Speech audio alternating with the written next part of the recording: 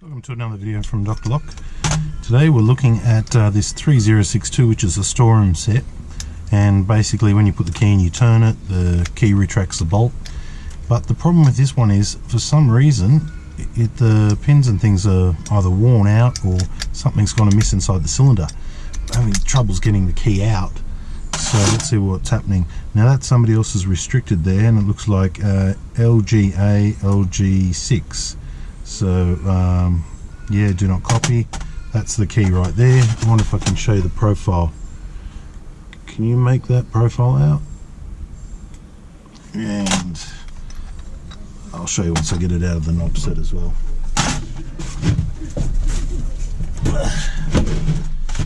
Okay, so just removing it from the knob.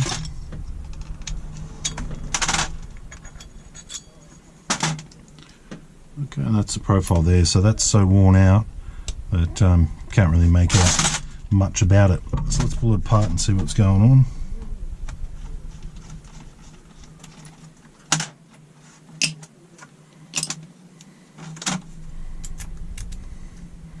So I'm having a lot of trouble even just getting the key in. A little love tap. So it's somebody else's restricted, so I can't duplicate or do anything with it. But I definitely can repin it. So let's just repin it.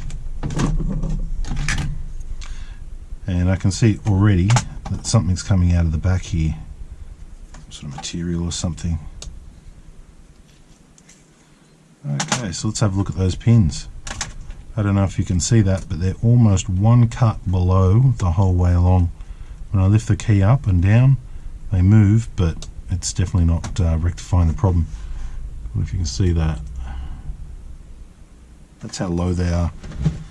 Let's have a closer look at the pin. Now the pin's lost its tip, but it doesn't look terribly worn. I think the wear in the plug definitely has a lot to do with the problems that it's got. So I'm going to drop some quick new pins into this one. So that looks good.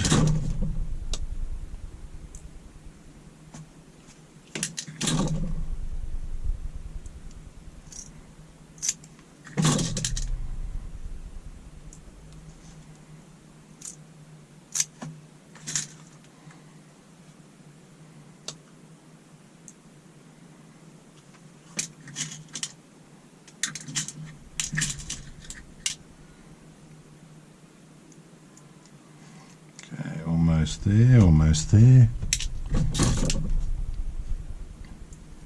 So it looks like just a bit of old age, wear and tear basically. It's made this cylinder not work no more.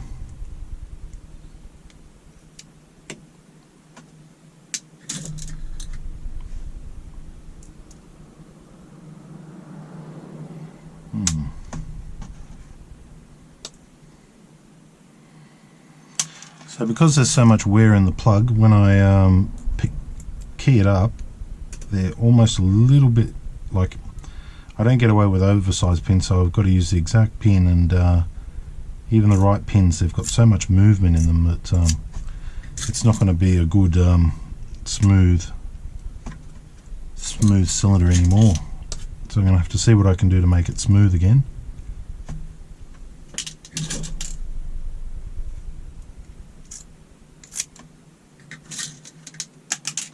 One last pin to go, and that's the wrong one as well. Okay, so I've pinned it up, all apart from the last one. Every time I lift the key, it equals the stack height. When I pull it down, it doesn't equal the stack height. That's how much movement's going on there. Now, because the plug is so badly worn, what I'm going to do is I'm going to take the plug down a little bit on an angle, and what that will allow is that when they put the key in like normally, it'll work.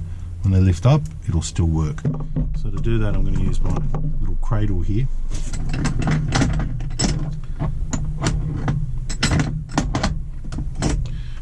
going to tilt it in that direction so you can see. Normally I wouldn't be filing a plug, but this plug is so badly worn and I can't order another one.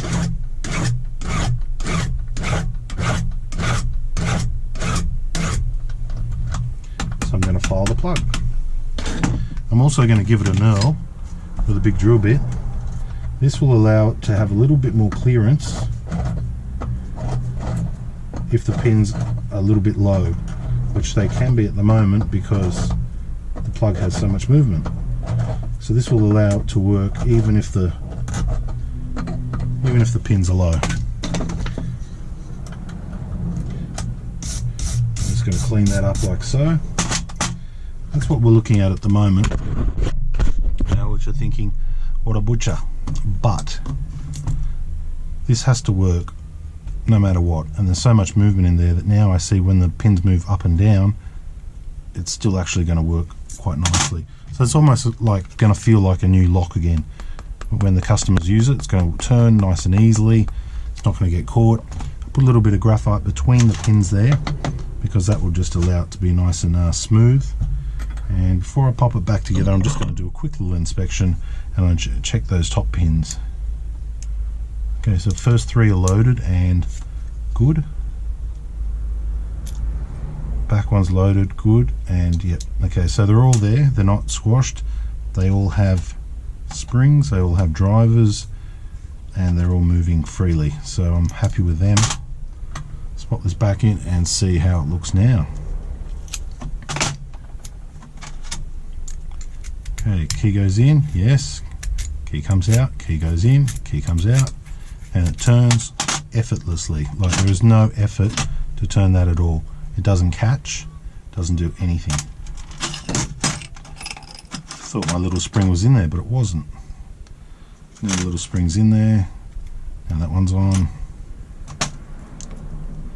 And this is a knob set, so the tailpiece goes left to right. Okay, I can see a little bit of rubbish there. I'm going to clean that out too.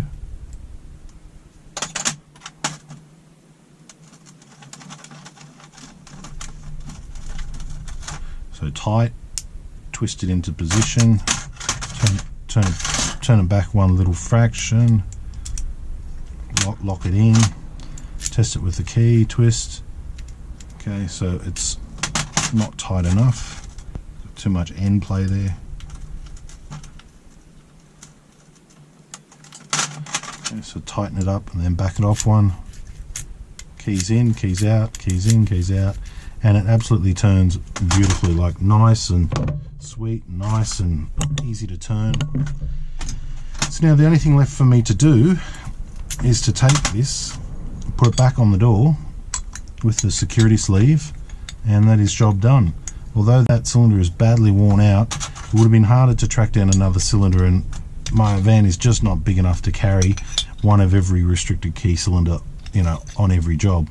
So that saved it, and by basically putting new pins into it, a little bit of graphite, and then giving it a knurl and taking a little bit off the top of the plug there, it's going to work good for many years. So you get another 5-6 years out of it with high use, and that won't be a problem.